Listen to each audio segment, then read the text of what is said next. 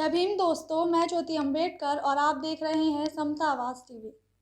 अम्बेडकरी लेखक एवं पत्रकार डॉक्टर रूपचंद गौतम द्वारा लिखित पुस्तक अम्बेडकर जनसंचार के 9 भागों का लोकार्पण गांधी शांति प्रतिष्ठान, दीनदयाल उपाध्याय मार्ग, ITO, नई दिल्ली में 4 अप्रैल 2021 में संपन्न हुआ। हॉल पूरी तरह से खचाखच भरा हुआ था। कोरोना काल को ध्यान में रखते हुए सैनिटाइजर और मास्क का विशेष प्रबंध था। एकेडमिक पब्लिकेशन का हॉल में के अंदर स्टोर था, जिस पर अम्बेडकर जनसंचार के 9 भागों की प्रतियां लोगों ने खरीदी और ऑर्डर भी की। स्टॉल पर साक्षी गौतम की नवीनतम पुस्तकें, सांस्कृतिक रिपोर्टिंग व उत्तराखंड की वर्तमान पत्रकारिता भी उपलब्ध थी। उसमें बाबा साहब आम्बेडकर ने कहा, कालाराम मंदिर के संदर्भ में भाषण में कहा कि हम हिंदू है। मैं सबसे ज़्यादा पहले नंबर का प्रचारक हूँ इस बात का, हम हिंदू नहीं है। और बल्कि मैं तो मुस्लिम लोगों के कार्यक्रमों में जाकर कहा कि आप लोग हमको हिंदू कहकर गाली दे रहे हो। ब्राह्मण हमको हिंदू कहते हैं तो उनको हिंदू कहने दीजिए, आप मत कहिए। आप हमको हिंदू मत कहिए, ब्राह्मणों को कहने दीजिए, हम उनको निपट लेंगे। हम मुसलमानों को निपटना नहीं चाहते हैं, लिपटना चाहते हैं। तुम क्यों हमको गाली दे रहे हो? कितनी कॉन्स्पिरेसी खतरनाक है। जब आप हिंदू बनते हो तो आपके कॉन्स्टिट्यूशनल राइट खत्म हो जाते हैं, आपके रिजर्वेशन के राइट खत्म हो जाते हैं।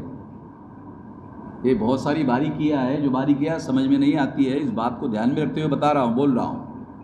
तो मगर बाबा साहब आम्बेडकर ने कहा हम हिंदू है। दूसरे हिंदुओं को जिस तरह से बराबरी का अधिकार है कालाराम मंदिर में जाकर दर्शन करने का, उसी तरह से हमको भी, अगर हम हिंदू है तो हमारा भी अधिकार है। ऐसा कहलवाकर बाबा साहब आम्बेडकर हमारे लोगों को, अछूतों को लेकर गए। वो पहले से जानते थे। और एक खास बात, बाबा साहब आम्बेडकर पहले से जानते थे जिनको मैं लेके जा रहा हूं उनकी पिटाई होने वाली है। क्यों? 1930 को कालाराम मंदिर का सत्याग्रह कर रहे थे, 1927 को पिटाई किया। चौदार तालाब के सत्याग्रह में लोगों ने पिटाई किया। इसलिए बाबा साहब आम्बेडकर जानते थे कि ये 1930 में जब मैं ये आंदोलन चलाऊंगा तो वो लोग इनकी पिटाई करेंगे ही करेंगे। क्योंकि मैं तो समझ गया कि मैं हिंदू नहीं हूं, मगर ये जो लोग हैं, अगर इसको बोलूंगा कि हम हिंदू नहीं हैं, तो इसमें से कोई भी आदमी मेरी बात मानने वाला नहीं है। और इस वजह से उन्होंने सोचा इनकी पिटाई करवाना होगा। पिटाई किया। पिटाई करवाने के बाद कहा कि यदि हम हिंदू होते तो हमें कालाराम मंदिर का दर्शन करने का अधिकार मिल गया होता। अगर उन्होंने हमको कालाराम मंदिर का दर्शन करने नहीं दिया तो ये सिद्ध होता है हम हिंदू नहीं है।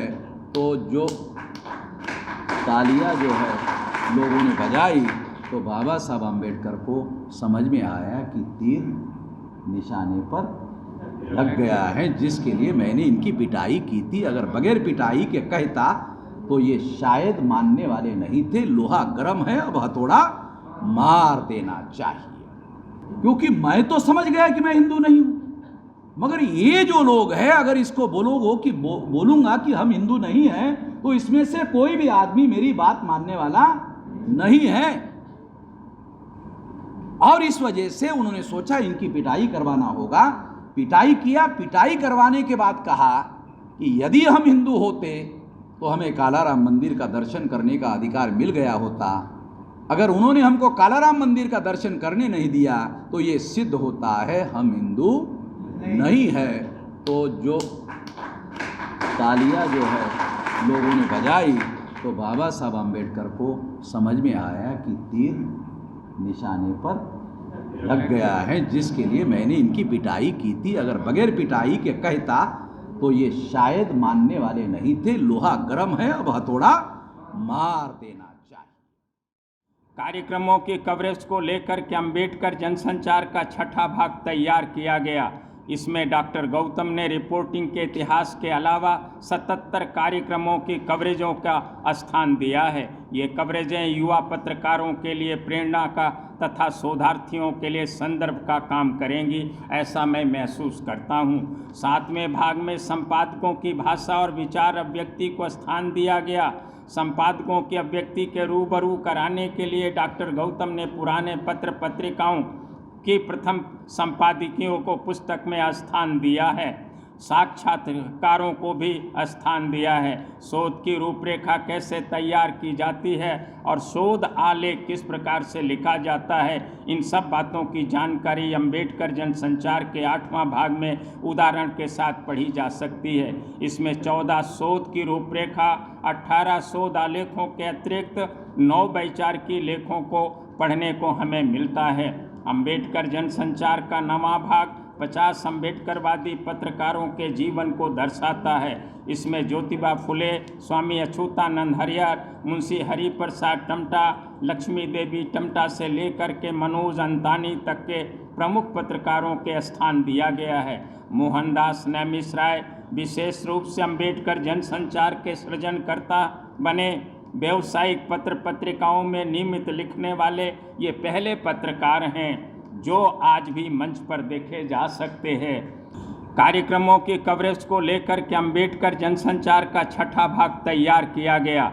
इसमें डॉक्टर गौतम ने रिपोर्टिंग के इतिहास के अलावा 77 कार्यक्रमों की कवरेजों का स्थान दिया है। ये कवरेजें युवा पत्रकारों के लिए प्रेरणा का तथा शोधार्थियों के लिए संदर्भ का काम करेंगी, ऐसा मैं महसूस करता हूँ। 7वें भाग में संपादकों की भाषा और विचार अभिव्यक्ति को स्थान दिया गया।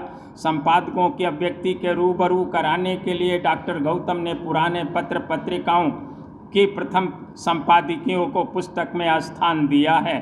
साक्षात्कारों को भी स्थान दिया है। शोध की रूपरेखा कैसे तैयार की जाती है और शोध आलेख किस प्रकार से लिखा जाता है, इन सब बातों की जानकारी अम्बेडकर जनसंचार के 8वां भाग में उदाहरण के साथ पढ़ी जा सकती है। इसमें 14 शोध की रूपरेखा, 18 शोध आलेखों के अतिरिक्त 9 वैचारिकी लेखों को पढ़ने को हमें मिलता है। अम्बेडकर जनसंचार का 9वां भाग 50 अम्बेडकरवादी पत्रकारों के जीवन को दर्शाता है। इसमें ज्योतिबा फुले, स्वामी अछूतानंद हरिहर, मुंशी हरिप्रसाद टमटा, लक्ष्मी देवी टमटा से लेकर के मनोज अंतानी तक के प्रमुख पत्रकारों के स्थान दिया गया है।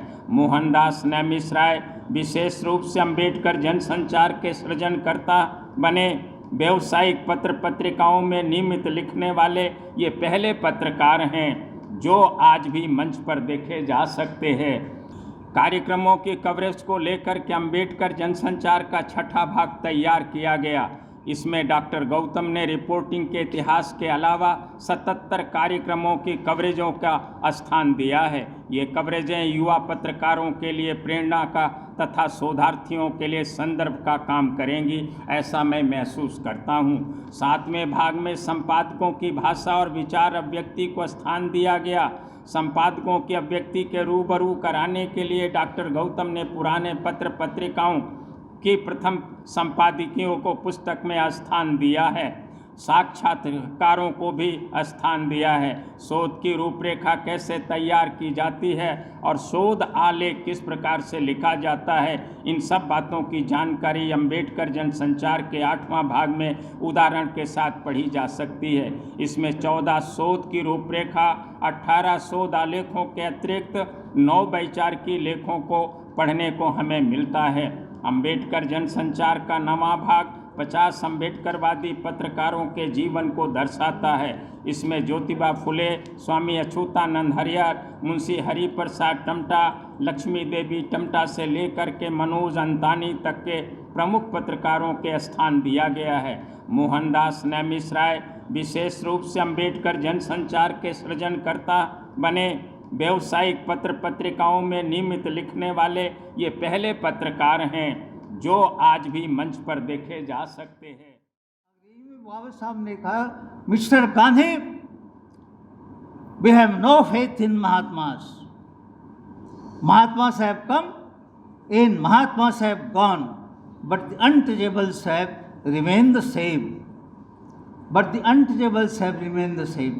Mahatmas, like fleeting phantom, raise dust but raise no level. महात्मा आंधियों की तरह आते हैं, चले जाते हैं, लेकिन गर्द उड़ा जाते हैं, लेकिन धरती की परत नहीं बदलती। आगे चल कर के बाबा साहब ने कहा था गांधी को, mister Gandhi, I have no homeland. Gandhi ji अब छका गए, पलट के कहते हैं, no no doctor Ambedkar, you have got your homeland, and from the reports that have reached me of the round table conference I know that you are a patriot of sterling worth, आप अव्वल दर्जे के देशभक्त हो। बाबा साहब कहते हैं, mister Gandhi, you say that I have my homeland, but I still repeat, I am without it. जय भीम साथियों, मंच पे बैठे मेरे विद्वानगण और मेरे गुरु समान सभी, और सामने भी मेरे से अग्रजी हैं सभी लोग, और अपने अपने क्षेत्र में विद्वान भी हैं। अभी सर मोहनदास नेमिसराय जी ने जो बोला, वो मेरे सामने एक योजना बनी हुई है। और दूसरी बात, उन्होंने शोध के बारे में बोला। शोध जब भी किया जाता है, परेशानी तो आएंगी निश्चित आएंगे।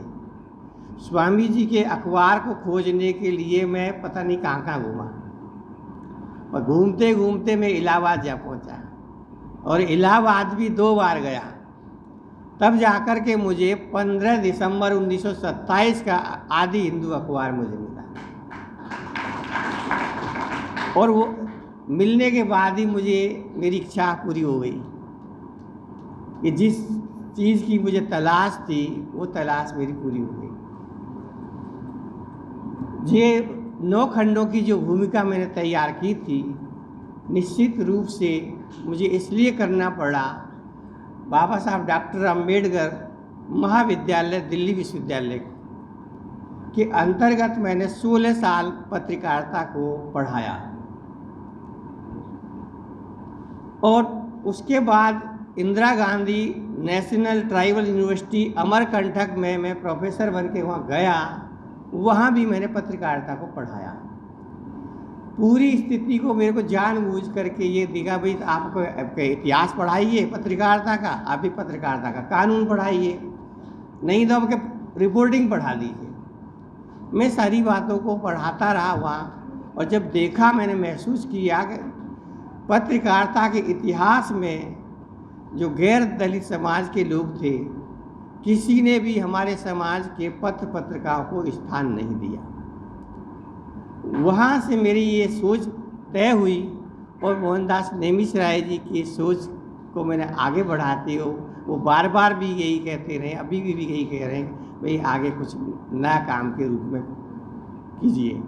तो मैंने उस नए काम को अंजाम देने के लिए मैंने ये काम किया, और अब मुझे ऐसा लग रहा है अभी तो ये आधा काम हुआ है, आधा काम अभी बकाया और भी है।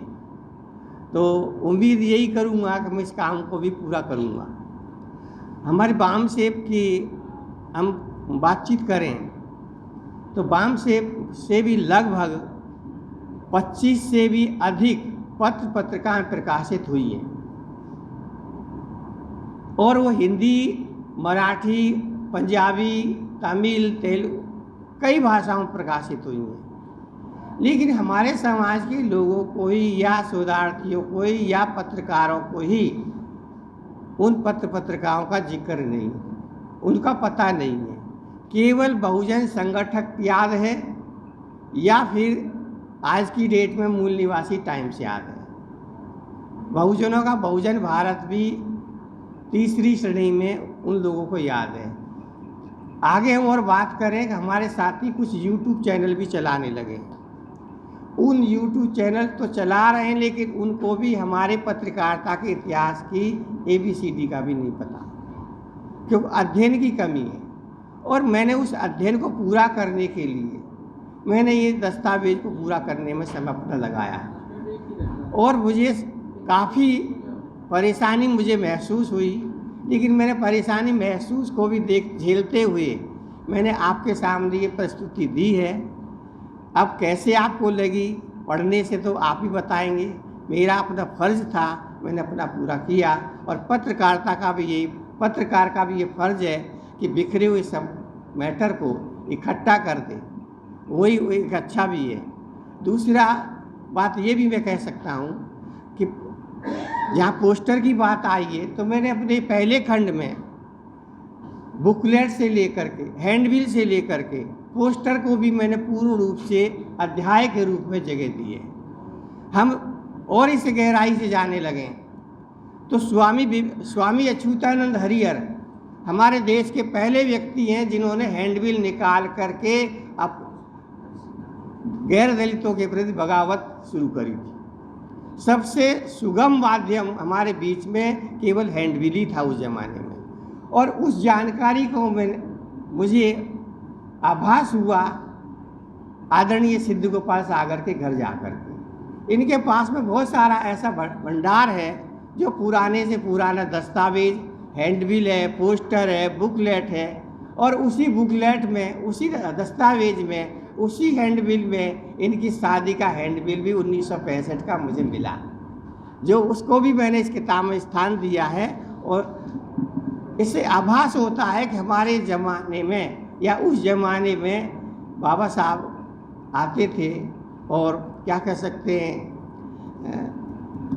दूसरे भी तरीके से पत्रकारिता की जाती थी, जन चेतना के लिए आंदोलन होते थे, विवाह संस्कार होते थे। उन सब चीज़ों की जानकारी पहले खंड से लेकर के और अंत तक आपको जानकारी मिलती रहेंगी। आगे भी मैं आपसे वादा करता हूँ कि इस काम को मैं पूरा अंजाम देने की कोशिश करूँगा। अपनी बात को यहीं समाप्त करता हूँ। धन्यवाद। देखिए, सबसे बड़ी बात तो ये है कि जिस दौर में दलित बहुजन के जो पत्रकार हैं, जो पत्रकारिता कर रहे हैं, उनके सामने बहुत सी समस्याएं हैं। और सबसे बड़ी बात यह है कि रूपचंद गौतम जी जो प्रोफेसर हैं और ख़ुद एक पत्रकार भी हैं और पिछले कई अरसे से वो किताबें लिख रहे हैं, तो ये जो किताबें उन्होंने उन दस्तावेज़ों को, ऐतिहासिक दस्तावेज़ों को संदर्भ के साथ में लिखा है, 9 खंडों में किताबों को लिखा है, जिनसे कि जो आज का जो हमारा दलित बहुजन समाज का जो पत्रकार है, जो नया पत्रकार है या पुराना पत्रकार है, जब उनको पढ़ेगा तो उसके में संदर्भ इकट्ठा होंगे, कंटेंट की जानकारी होगी, और साथ ही हमारे जो इतिहास पुरुष हैं उनको भी जानकारी होगी। तो मुझे लगता है कि जो 9 खंड हैं उनको पढ़ना चाहिए। और रूपचंद गौतम जी ने जो अथक मेहनत करी है 10 वर्षों में, ये अपने आप एक बहुत बड़ा ऐतिहासिक कार्य है जो अभी तक दलित पत्रकारिता पर, अम्बेडकर पत्रकारिता पर नहीं की गई है। मैं खुद मीडिया में मैंने PhD करी है, तो हमें जानकारी है कि इस तरह की जो पुस्तकें हैं हमारी लाइब्रेरी में नहीं होती है। तो ये अपने आप में रूपचंद गौतम जी ने अपने आप में एक बेहतरीन कार्य किए हैं, और वो इस कार्य के लिए उन्हें मैं धन्यवाद और साधुवाद देना चाहूँगा। बता दें कि डॉक्टर गौतम की अब तक 40 पुस्तकें प्रकाशित हो चुकी हैं। इनमें से इनकी चर्चित पुस्तकें प्रिंट मीडिया, इलेक्ट्रॉनिक मीडिया के सिद्धांत, संचार से जनसंचार, स्वास्थ्य, पत्रकारिता चर्चा में रही, जो विश्वविद्यालयों एवं महाविश्वविद्यालयों के पाठ्यक्रमों में पढ़ाई जा रही हैं।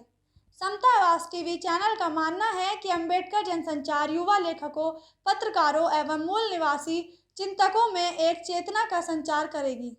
यह किताबें हर वर्ग के युवाओं को पढ़नी चाहिए एवं इनसे प्रेरणा लेनी चाहिए और अपने भविष्य को सशक्त बनाना चाहिए। जय भीम, नमो बुद्धाय। सब्सक्राइब करें आपके अपने चैनल समतावास टीवी को, बेल आइकन दबाना ना भूलें सबसे पहले हमारी वीडियो देखने के लिए।